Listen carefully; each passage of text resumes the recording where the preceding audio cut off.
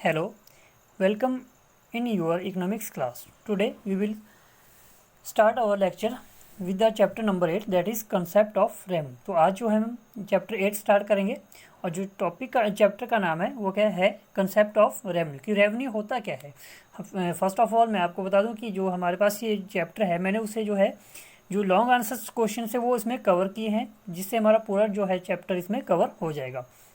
जो छोटे क्वेश्चन है, स्मॉलर क्वेश्चन है, वो सारे इसमें कवर हो जाएंगे। तो first question is define the concept of revenue with its types. Okay, तो रेवेन्यू होता क्या है, मीनिंग क्या होता है रेवेन्यू का। तो रेवेन्यू का जो जनरली मीनिंग होता है, रेवेन्यू मीन्स इनकम। ठीक है, किसी भी कमोडिटी को, मान लीजिए कोई शॉपकीपर है, कोई दुकानदार है, वो उसके पास कोई गुड्स है, वो किसी चीज़ को बेच रहा है, उस चीज़ को बेचने से उसको जो मिल रहा है उसे हम रेवेन्यू बोलते हैं। Okay, it is the amount received by a firm by selling a commodity और गुड्स। मतलब कि किसी भी गुड्स को बेचने से जो अमाउंट किसी को मिल रहा है उसे क्या बोलते हैं, रेवेन्यू बोलते हैं। मान लीजिए किसी की जो है कोई शोरूम है, वहाँ पे गाड़ी कार वगैरह का जो वहाँ पे सेल्स होती है। ठीक है, तो कार को बेचने से जो पैसा जो शोरूम को मिलेगा उसे क्या बोलेंगे, रेवेन्यू बोलेंगे। ठीक है, तो टाइप्स ऑफ रेवेन्यू, रेवेन्यू यहाँ पे 3 टाइप्स का होता है, total revenue, average revenue and marginal revenue. तो टोटल रेवेन्यू क्या होता है, it is the total amount of money which a firm receive from the sale of goods and services produced by its during a given period.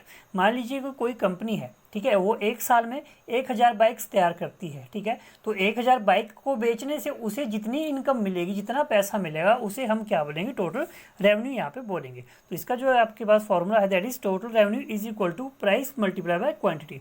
तो price कितना है और quantity कितना है। ठीक है, एग्जाम्पल हमने लिया है, a company sales 100 pen at ₹10, then find the total revenue. अब देखिए आपके पास जो 100 पेन्स है, पेन्स कितने हैं 100, तो उसे हम क्या बोलेंगे, क्वांटिटी। ठीक है, और जो प्राइस है वो कितना है 10। सो हमारे पास जो टोटल रेवेन्यू हो जाएगा that is equal to price multiply by quantity. Price 10 था, क्वांटिटी 100 थी, और आप कर सकते हो क्वांटिटी मल्टीप्लाई बाय प्राइस भी हम यहाँ पे कर सकते हैं कि क्वांटिटी कितनी थी 100, प्राइस कितना है 10, तो आपको टोटल पैसा कितना मिला 1000 रुपीज़। ठीक है, तो उसे हम क्या बोलेंगे, total revenue. Second one is average revenue. Average revenue means the revenue received by selling each pen. अब एक पेन को बेचने से कितना मिलता है, पर यूनिट कितना है, उसे हम यहाँ पे एवरेज रेवेन्यू बोलेंगे। ठीक है, the revenue received by a firm by sale of per unit of production. जैसे टोटल रेवेन्यू अपॉन क्वांटिटी, ऐसे हम इसे कर सकते हैं। जैसे हमारे पास यहाँ पे देखिए 1000, टोटल रेवेन्यू कितना 1000 है। ठीक है, क्वांटिटी कितनी आपने बेची है 100, तो एवरेज कितनी आ गई 10, कि एक पेन को आपने कितने में बेचा, उसे हम एवरेज यहाँ पे बोलेंगे। Now come to the third, that is marginal revenue. It is the change in the total revenue of a firm by sale of extra unit of any commodity. कि जो आपके पास, मान लीजिए जैसे हमने यहाँ पे एग्जांपल दिया था कि हमने यहाँ पे 100 पेन को सेल किया है। ठीक है, और एक पेन की कॉस्ट कितनी है 10, तो हमारे पास जो टोटल रेवेन्यू है वो कितना आ जाएगा 1000 आ जाएगा। टोटल रेवेन्यू यहाँ पे कितना है 1000। मान लीजिए अब नेक्स्ट टाइम हम यहाँ पे 110 पेन को सेल करते हैं और कॉस्ट कितनी है 10। सो इस केस में हमारे पास जो टोटल रेवेन्यू है वो कितना आ जाएगा 1100। ठीक है, तो आपके टोटल रेवेन्यू में कितना चेंज आया, देखिए आपके पास, देखिए पहले यहाँ पे 1000 था, अब 1100 है, तो यहाँ पे इस केस में एक्स्ट्रा आपको कितना मिल रहा है 100। So that will be the marginal revenue. ठीक है, तो उसे हम मार्जिनल रेवेन्यू बोलेंगे। तो यहाँ पे मार्जिनल रेवेन्यू को आप कैसे फाइंड आउट करेंगे, MR is equal to change in TR, मतलब change in total revenue divide by change in quantity. कि टोटल रेवेन्यू में देखिए हमने यहाँ पे कितना चेंज हुआ, हमारे पास टोटल रेवेन्यू में 100 रुपीज़ का चेंज हुआ। ठीक है, क्वांटिटी कितनी चेंज की हमने यहाँ पे 10। ठीक है, तो उसे हम क्या बोलेंगे, मार्जिनल रेवेन्यू हमारे पास होगा 100। ओके, सो ये हमारे पास बेसिक जो कंसेप्ट थे रेवेन्यू के वो क्लियर हो गए हैं। Now come to the question number 2। Define relationship between TR। TR means total revenue, MR means marginal revenue and AR means average revenue under the perfectly competitive market. तो perfectly competitive market होता क्या है, first of all हमें ये यहाँ पे पता होना चाहिए। तो perfectly competitive market is a situation where there are large number of buyers and sellers of a homogeneous commodity in a market.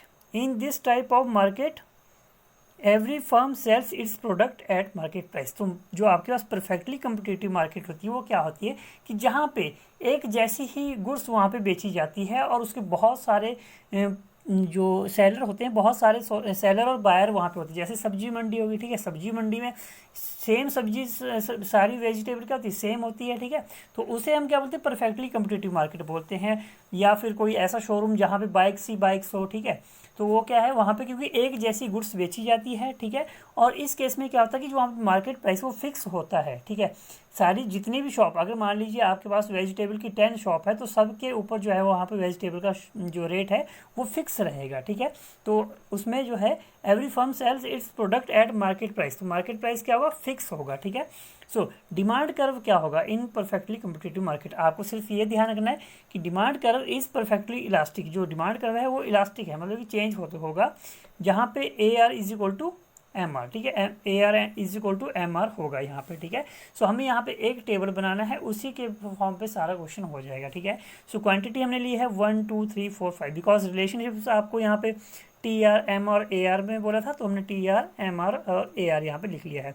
तो टी आर हमने लिखा है यहाँ पे, देखिए आपके पास टी आर 1 क्वांटिटी को सोल्व करने से आपको 10 रुपीज़ मिलते हैं, 2 को 20, 3 को 30, 4 को 40, 5 को 50, ठीक है।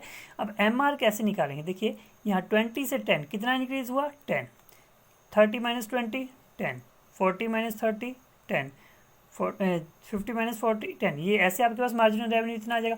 अब एवरेज रेवेन्यू क्या होता है, total revenue divide by quantity, 10 में से 1 को डिवाइड किया 10, 20 divide by 2 10, 30 divide by 3 10, okay. तो इस तरह से हमने इसे कैलकुलेट करना है। अब इसी के को यूज़ करके हमने यहाँ पे एक डायग्राम जो है बनाया है, ठीक है। अब it is clear from above table, अब जो आपके पास टेबल था आपने इसमें क्या आपको क्लियर हुआ कि when T R is increasing at a constant rate, देखिए टी आर आपको कांस्टेंट रेट पे बढ़ रहा है, मतलब कि देखिए यहाँ पे भी 10 इंक्रीज हुआ, यहाँ पर भी 10, यहाँ पर भी 10, सारे में जो 10 इंक्रीज हुआ है। Then M R and A R is equal, M R और ए आर क्या है, इक्वल है, ठीक है।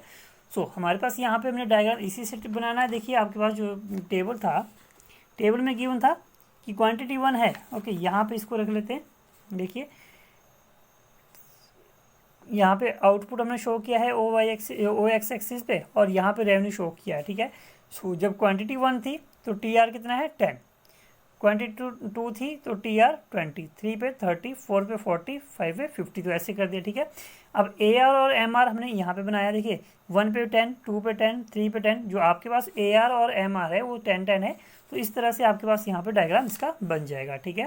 सो रिलेशनशिप जो आपने यहाँ पे ऑब्जर्व किया है उसे हम कैसे लिखेंगे, यहाँ पे लिखना है वही है कि in the above diagram output is shown on the O X axis, O X पे आपने आउटपुट को शो किया है और ओ वाई पे रेवेन्यू को शो किया है। आपको यहाँ पे क्या ऑब्जर्वेशन मिलती है कि A R is equal to M R, जो ए आर है वो एम आर के इक्वल है, बिकॉज प्राइस इज कांस्टेंट, क्योंकि प्राइस क्या है, कांस्टेंट है, ठीक है। And T R increases at constant rate, जो आपके पास टोटल रेवेन्यू है वो इंक्रीज कर रहा है। देखिए यहाँ 0 से 10 हो गया, 10 से 20, ये इंक्रीज तो हो रहा है, लेकिन एक समान रेट से, कांस्टेंट रेट, फिक्स रेट से वो वहाँ पे इंक्रीज हो रहा है। And A R and M R remain constant, और ए आर और एम आर कांस्टेंट है। तो यही हमें यहाँ पे रिलेशनशिप यहाँ पे इस तरह से फाइंड आउट करना है। Now come to the question number 3, that is define the relationship between total revenue, marginal revenue and average revenue under the imperfectly competitive market. तो इम्परफेक्टली कम्पिटिटिव मार्केट क्या हो गया, परफेक्टली मार्केट तो होगी कि जहाँ पे एक जैसी गुड्स को बेचा जाता है, खरीदा जाता है और बहुत सारे सेलर वहाँ पे होते हैं एक ही गुड्स के। लेकिन इम्परफेक्टली में क्या होता है कि वहाँ पे जो है गुड्स वो चेंज भी हो सकती है, ठीक है, और बायर और सेलर वहाँ पे जरूरी नहीं कि बहुत सारे वहाँ पे हो, ओके। तो आपके पास क्या है, three forms of imperfectly competitive markets are monopoly, oligopoly and monopolistic. तो 3 टाइप्स की ये मार्केट है, ये नेक्स्ट चैप्टर में हम पढ़ेंगे कौन कौन सी है। Under this form of market price and average revenue decrease with the increase in the quantity of production, की जो आपके पास एवरेज रेवेन्यू है वो कब डिक्रीज होगी, जब आप प्रोडक्शन को बढ़ाएंगे तो तब उससे वो इंक्रीज हो जाएगा। तो demand curve negative slope because M R is greater than A R, इस केस में क्या होता है, जो डिमांड कर्व है उसका स्लोप नेगेटिव होता है। नेगेटिव का मतलब कि वो ऊपर से नीचे की ओर होगा, ठीक है, बिकॉज जो आपके पास एम आर है, M R is less than average revenue. Now देखिए हमारे पास यहाँ पे हमने इसको टेबल बनाया है। यहाँ पे क्वांटिटी आपके पास 0 से लेके 8 तक लिखी है। टोटल रेवेन्यू में हम, क्योंकि इसमें बोला था आपके पास, जैसे हमने law of diminishing marginal utility किया था, तो वैसा ही यहाँ पे है। यहाँ पे देखिए वहाँ पे TU था, टोटल यूटिलिटी, यहाँ पे टोटल रेवेन्यू है। तो हमने यहाँ पे 1 यूनिट पे 10 टोटल रेवेन्यू हो गया। 2 यूनिट को बेचने से 18 हो रहा है, ठीक है। ऐसे हमने यहाँ पे इसका टेबल बनाया है। फिर मार्जिनल रेवेन्यू को इसी से कैलकुलेट किया कि 18 में से 10 माइनस करिए, कितना है 10, ठीक है। 18 में से 10 यहाँ पे ऐड आ गया। 24 माइनस 18 6, 28 माइनस 24 4, 30 माइनस 28 2, 30 माइनस 30 0, ठीक है। तो वैसे हमने यहाँ पे फाइंड आउट इसे करना है, और इसी को यूज़ करके हमने यहाँ पे डायग्राम बनाया है कि जैसे 1 यूनिट पहले आप यहाँ पे टोटल रेवेन्यू शो करेंगे, फिर यहाँ पे एवरेज रेवेन्यू और मार्जिनल रेवेन्यू, इसके लिए अलग अलग डायग्राम आप यहाँ पे बनाएंगे, ठीक है। तो आपने यहाँ पे जैसे 1 यूनिट के ऊपर कितनी टोटल रेवेन्यू थी, 10, ठीक है। 2 के ऊपर 18, 3 के ऊपर 24, तो यहाँ पे सिर्फ हमने टोटल रेवेन्यू का बनाना है, और यहाँ पे एवरेज और मार्जिनल रेवेन्यू का हमने बनाना है। अब जो जो ऑब्जर्वेशन हमें यहाँ पे इसमें मिलेगी उसे हमने यहाँ पे डिस्क्राइब किया है, ठीक है। So in the above diagram we can conclude the following points. अब हमारे पास जो ये डायग्राम बना है, इसमें हमने क्या क्या पॉइंट्स को कंक्लूड किया है। फर्स्ट ऑफ ऑल तो ये पॉइंट हो जाता है कि on OX axis we have shown outputs, and OY axis we have shown the total revenue and marginal revenue and average revenue. Now second point is when price is constant. अब देखिए price constant है, then AR is equal to MR, कि जहाँ पे आपका price जो constant है वहाँ पे AR और MR एक दूसरे के इक्वल हो जाएंगे, ठीक है। TR increase at constant rate, की जो आपकी टोटल रेवेन्यू है वो कांस्टेंट रेट से इंक्रीज हो रही है, ठीक है। वो बढ़ तो रही है लेकिन उसका रेट क्या है, कांस्टेंट है। जैसे यहाँ पे 8 इंक्रीज हुआ, यहाँ पे 6, फिर 4, फिर यहाँ पे 2 इंक्रीज हुआ, फिर वो बीच में क्या हो जाता है, आपके पास इक्वल आ जाता है। When AR is downward sloping, AR is greater then MR। देखिए अब जहाँ पे आपके पास देखिए AR जो है डाउनवर्ड स्लोपिंग हो रही है, AR नीचे की ओर आ रही है, लेकिन उस केस में क्या है, AR MR से ज़्यादा है, यही इसमें बताया गया है। Now number 4 is TR is maximum when MR is 0। देखिए आपके पास जो MR, जब आपके पास मार्जिनल रेवेन्यू 0 है तो आपके पास उस केस में TR कितना है, 30, और वो मैक्सिमम है, सबसे ज़्यादा कितना है, 30। जैसे ही आपके पास when MR is start negative, जब आपके पास MR नेगेटिव होगी तो वैसे ही टोटल रेवेन्यू क्या होगी, यहाँ पे स्टार्ट डिक्रीजिंग, वो कम होती जा रही है। MR can be positive, 0 negative. MR जो आपका है वो पॉजिटिव भी हो सकती है, 0 भी हो सकती है और नेगेटिव भी हो सकती है, but AR and TR never भी 0 और नेगेटिव। लेकिन TR और AR कभी भी नेगेटिव नहीं हो सकती, बिकॉज इट इज 0, कि अगर ये 0 हो जाती देन इट मीन्स कि commodity is sold for free और नेगेटिव प्राइस। तो अगर आपके पास टोटल रेवेन्यू और AR है वो 0 हो जाती है, उसका मतलब क्या है कि आप जो है गुड्स को फ्री में बेच रहे हो, विच इज़ इम्पॉसिबल, जो पॉसिबल नहीं है। तो ये रिलेशनशिप जो था TR, AR और MR में, हमने टू मार्केट सिचुएशन में हमने यहाँ पे कर लिया है। Now come to the next. Now अब यहाँ पे जो रिलेशनशिप हम AR और MR के बीच में पढ़ेंगे, ठीक है। So first of all relationship between AR and MR under the perfect competition. अब परफेक्ट कंपटीशन क्या होगी, परफेक्ट कंपटीशन में हमने बताया कि वहाँ पे बहुत सारे बायर और सेलर होते हैं, और एक जैसी चीज कमोडिटीज़ को वहाँ पे सोल्ड किया जाता है, और प्राइस जो है वो फिक्स यहाँ पे रहता है, ठीक है। तो जैसे हमारे पास यहाँ पे है, a single firm cannot influence the price in a perfect competition and each firm has to sell the commodity at fixed market price। इसका मतलब क्या है कि एक सिंगल जो फर्म है वो प्राइस को चेंज नहीं कर सकती है, और जो भी प्राइस होगा वो फिक्स यहाँ पे होगा। We have studied that AR is constant, कि एवरेज रेवेन्यू आपका कांस्टेंट होगा। Then MR is also constant, जैसा हमने अभी फर्स्ट क्वेश्चन में किया था। देखिए आपके पास यहाँ पे OX एक्सिस है और यहाँ पे OY है, यहाँ पे रेवेन्यू है और वहाँ पे क्या है, आउटपुट है, ठीक है। सो अब तो ये पता है कि बिकॉज ये परफेक्ट कंपटीशन है तो प्राइस तो फिक्स रहेगा, आपके पास जो प्राइस है वो फिक्स रहेगा। क्वांटिटी उसकी M1 मतलब कि कम भी हो सकती है, ठीक है। एंड अगर आपकी क्वांटिटी जो है M1 से M2 भी हो जाए, आउटपुट आपकी यहाँ से बढ़ा भी जाए, तो भी आपका क्या इसमें एवरेज रेवेन्यू और मार्जिनल रेवेन्यू क्या होगा, फिक्स ही रहेगा। सिर्फ आपको ये ध्यान रखना है कि इसमें ये फिक्स रहेगा, ठीक है। Now come to the next, that is relationship between AR and MR under the monopolistic competition. अब मोनोपोलिस्टिक कंपटीशन क्या होगा, जहाँ पे आपके पास परचेजर और सेलर जो क्या होते हैं बहुत सारे होते हैं। उस जो मोनोपोलिस्टिक कंपटीशन एक ऐसी मार्केट सिचुएशन होती है जहाँ पे आपके पास सेलर भी बहुत होते हैं और जो बायर्स भी बहुत होते हैं, मतलब कि वो कमोडिटी को खरीदने वाले भी बहुत होते हैं और बेचने वाले भी बहुत होते हैं। लेकिन वहाँ पे एक डिफरेंस क्या आ जाता है कि वहाँ पे जो गुड्स है वो डिफरेंट हो जाती है, ठीक है। परफेक्ट कंपटीशन में तो एक जैसी गुड्स बेचते हैं, लेकिन यहाँ पे गुड्स में डिफरेंस आ जाता है, ठीक है। तो उस केस में क्या होता है, in this position demand curve of firm falls from left to right which means it is important to decrease the price of commodity to sell its more quantity. इसका मतलब क्या है कि अगर आपने यहाँ पे जो आपके पास डिमांड कर्व है वो राइट से लेफ्ट की लेफ्ट से राइट की ओर डाउनवर्ड स्लोपिंग होता है, बिकॉज अगर आपको किसी भी प्राइस को जो गुड्स है उसके प्राइस को गिराना है तो उसका मतलब क्या है कि उसकी आपको क्वांटिटी को ज़्यादा बेचना वहाँ पे पड़ेगा, ठीक है। तो जैसे यहाँ पे एक्स एक्सिस पे आउटपुट गिवन है, वहाँ पे रेवेन्यू गिवन है, ठीक है। सो आपके पास जो मार्जिनल रेवेन्यू होगा वो तो हमें पता है कि जो AR और MR है, AR हमेशा ऊपर रहता है और MR हमेशा नीचे यहाँ पे रहता है, ठीक है। तो ये डाउनवर्ड स्लोपिंग होगा। तो क्यों होगा, बिकॉज आपके पास जो है इसमें मोनोपोलिस्टिक कंपटीशन में क्या होता है कि आपको अगर आप चाहते हो कि आपके पास जो गुड्स है, जो कमोडिटी है, उसकी प्राइस कम हो, उसके प्राइस को गिराना है तो उसको ज़्यादा वहाँ पे आपको सेल आउट उसे करना पड़ेगा, ठीक है। सो हम जो यहाँ पे अंडरलाइन किए हैं उसे ही हमने जो है नोट्स में उसे बनाना है। Now come to the next, that is relationship between AR and MR under the monopoly. अब मोनोपोली क्या पोजीशन होती है, monopoly is that position of market in which there is only one seller of commodity in the market. अब monopoly क्या होता है कि जिसमें केवल एक ही सेलर होता है कमोडिटी का। तो उस केस में तो हमें पता है कि अगर एक ही सेलर है तो अपनी मर्जी से प्राइस को फिक्स कम ज़्यादा वो कर सकता है, ठीक है। Under monopoly AR and MR curve are downward sloping. यहाँ पे AR और MR कर्व डाउनवर्ड स्लोपिंग होंगे। Only difference is that demand curve और average revenue curve is less price proportionate in comparison to demand curve of monopolist competition.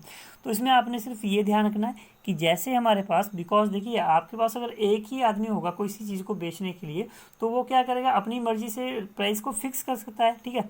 तो इस case में क्या होगा, मार्जिनल रेवेन्यू जो है वो तेज़ी से गिरेगा और एवरेज रेवेन्यू भी वहाँ पे डाउनवर्ड होगा। लेकिन आपको एक बात ध्यान रखनी है कि जो यहाँ पे जो रेशो यहाँ पे होगी जो MR है वो ऑलवेज AR से कम यहाँ पे होगा। Now come to the next question, that is last, demand curve in perfect competition, monopolistic competition and monopoly. तो आपको 1 मार्क्स में क्वेश्चन आ जा सकता है, ठीक है। तो आपने ये ध्यान रखना है कि परफेक्ट कंपटीशन में तो आपका डिमांड कर्व सीधा रहेगा, मोनोपोलिस्टिक कंपटीशन में क्या होगा, तो डिमांड कर्व थोड़ा सा ऊपर और मोनोपोली में बिल्कुल डाउनवर्ड वो हो जाएगा। ओके, तो ये हमारे पास जो है हमने जो रेवेन्यू वाला चैप्टर था वो हमारे पास कंप्लीट है। यहाँ पे एग्जांपल्स आपके पास कुछ है, ठीक है। एग्जांपल्स को सॉल्व कर लेते हैं न्यूमेरिकल पार्ट में। देखिए जैसे आपके पास प्रोडक्शन यूनिट यहाँ पे गिवन है, प्राइस यहाँ पे गिवन है, तो टोटल रेवेन्यू क्या होगा, 7 × 1 7, 6 × 2 = 12, 4 × 3 = 12, 4 × 2 = 8। मतलब कि आपके पास 4 यूनिट को बेचने पे, देखिए 4 यूनिट आप बेचते हो, एक यूनिट की कॉस्ट कितनी है 2, तो 4 × 2 = कितना आ जाएगा 8। वैसे हम यहाँ पे कर लेंगे, ठीक है। मार्जिनल रेवेन्यू क्या होगा कि यहाँ पे फर्स्ट ऑफ ऑल का तो 7 होगा, सेकंड का 12 में से 7 माइनस का कितना है 5, 12 - 12 0, 8 - 12 -4। तो ऐसे हमने जो है एग्जाम्पल्स को यहाँ पे देख लेना है।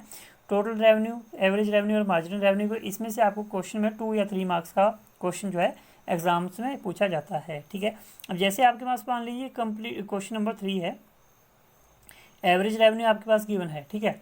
हमें यहाँ पे मार्जिनल रेवेन्यू भी फाइंड आउट करना है, टोटल भी। तो टोटल का मतलब क्या होता है, टोटल रेवेन्यू को कैसे फाइंड आउट करते हैं, हम करते हैं average revenue multiply by unit. तो 10 × 1 = 10, 8 × 2 = 16, 6 × 3 = 18, ठीक है।